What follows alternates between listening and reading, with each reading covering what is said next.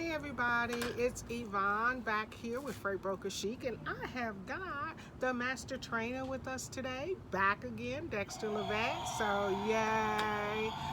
And I just want to say thank you guys for watching and commenting on our videos and your interest. Please don't forget to like, share, and subscribe to the channel because that is what helps us to reach more people, so we appreciate that. But today Dexter's going to talk to us a little bit about being a broker, the pros and cons. I mean, I see you guys in the Facebook pages and it's like, what is it? You know, how difficult is it? Can I learn to be a broker?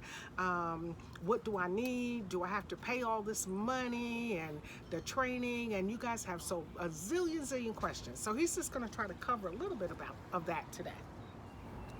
Okay, what it is to be a broker. It's very challenging, sometimes frustrating.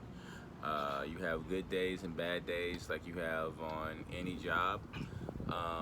But overall, it's worth it in the end if you can actually get that one customer or two customers. 2 or 3 customers can change your life. You can go from making your usual little $45,000 or $50,000 a year job to pushing 6 digits or even 7-digit incomes. That's the whole best part about being a broker. But it's a lot of sales calls. It's a lot of sales calls. It's a lot of rejection. It's a lot of sales calls. So what type of individual would you say this field is for? I mean, because a lot of these individuals have heard about, because of, thank you to social media, have heard about becoming a freight broker, and you know, you can make all this money and there's, you know, flashy cars and, you know, high dollar purses, but these are generally people who are working a job. And so now they're trying to transition into a sales job. So what kind of advice would you have for a person, an individual like that? Well, I mean, you know, before I became a broker, I was over-the-road truck driver for 13 years, you know, and I wanted to get out of trucking, and I wanted to finally be home, and I also wanted to make a good enough income that it would support me. So the first thing I think that you have to have is wanting to really change your life and being serious about saying you want to change your life. Many people say, I want to change my life, but they really don't do the things necessary to do it. So first, you have to make sure you really have a drive component. Drive is everything, depending on no matter what kind of job that you do, you need to have that drive component. You say, I'm gonna make this work. I'm not gonna stop until I see it produce the type of money that I know that it can.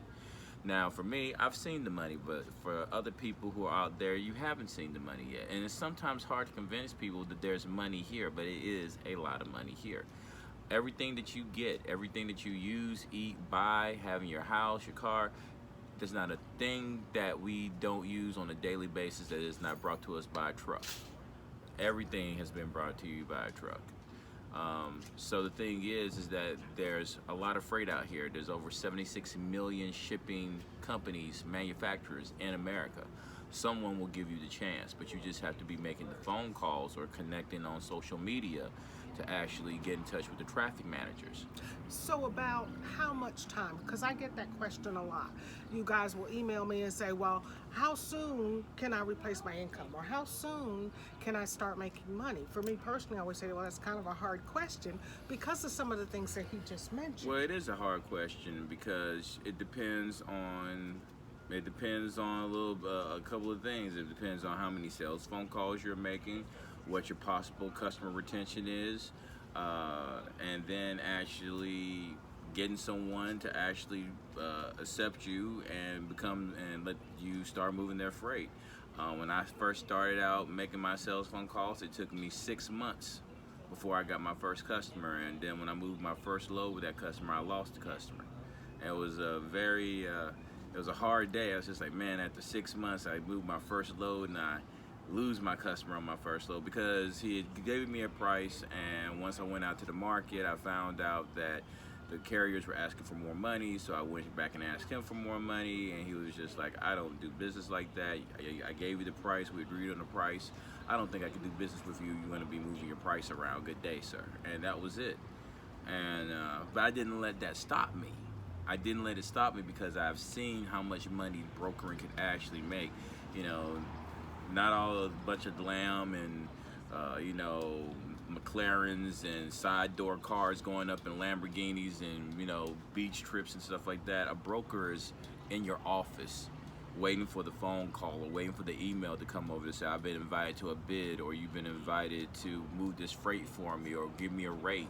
You can't do all those things like that. You have, I mean, of course you can take vacation. Everybody gets a chance to take vacation, but being a broker is being available 7 in the morning to 5 p.m. in the daytime every day to get a load in from your customer, or also make sales phone calls to traffic managers or in the office normal business hours. So if you're trying to work a first shift job and be a broker, unless you're going to call in a different time zone other than the time zone you're in, it's going to be hard for you to get a customer because you can't be 2 places at once. Exactly, and that's a great point, because I get that almost every day. Somebody will email me and say, well, hey, I work 9 to 5 and I want to take the training, and so how is my door of opportunity going to work, because I really want to do broker, and I have to come back and give you the bad news and say, well, yeah, you can take the training, we can work those hours out, but in order to be a successful broker, you have to be available Monday through Friday, and he said 7, I'm usually up at 6. That gives you any idea of when my day starts, and it may not end until 6, 7, 8.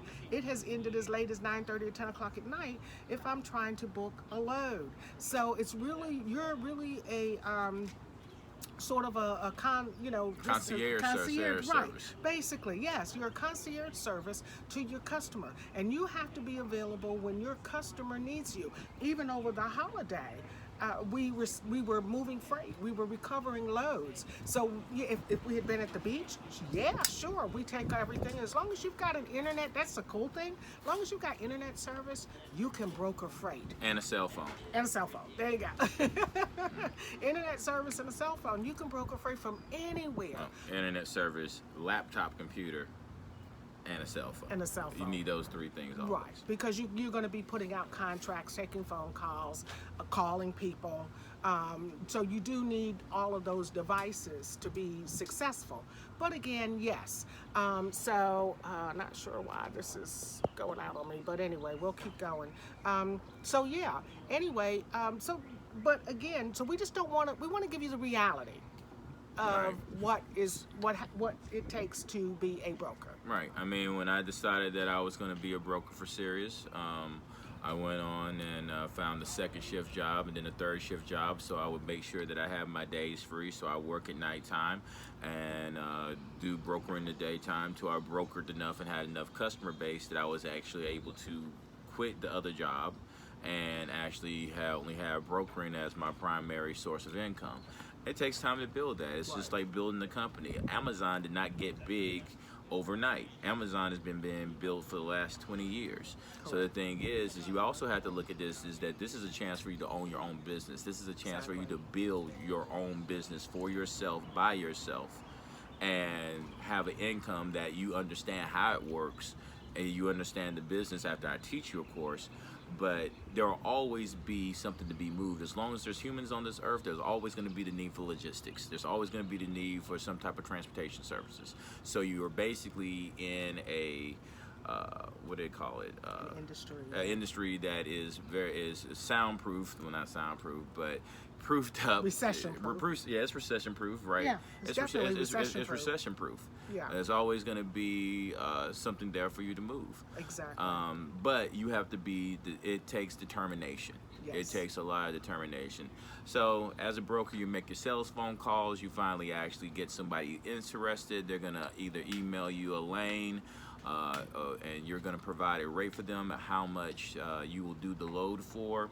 So once they look at the price and they say, okay, this is a pretty good price, then you're going to send them a credit application. The company fills out a credit application that goes to your corporate, or if you're on your own brokerage, you go on and do what you have to do to check their credit worthiness.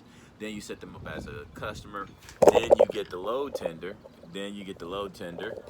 And a little technical difficulty here, people, yeah. But we're gonna work through this. Right, exactly. It's windy out here today. Yeah. So after, We're gonna get it. Keep talking. Okay, well, got you. I'm I trying got to you. keep on talking. Anyway. But I got you. Okay, so after you get the load tender, you get a load tender from the customer once it's been set up for credit, and when you get the load tender, you go on and build a load in whatever system that you're using to move your freight. Then you're going to post it out to some type of load board. We use the DAT. Once the carrier starts seeing this load is available, you're going to start getting phone calls from interested carriers.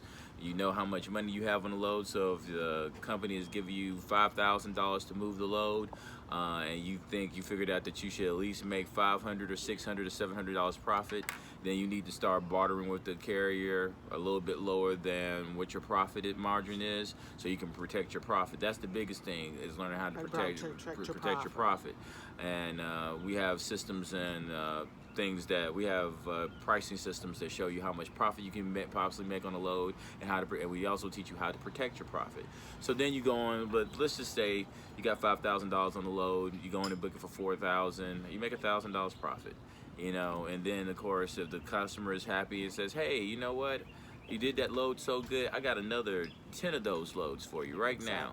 So boom, if you get that same carrier who can do it for $1,000, boom, that's 10 grand right there. And you keep it flowing, and then you get another customer, and you start stacking, and then your paycheck grows. It keeps on growing and growing and growing on a weekly basis, but you're going to get out of it what you put into it. And like you said, it's building. You can't build a house in a day.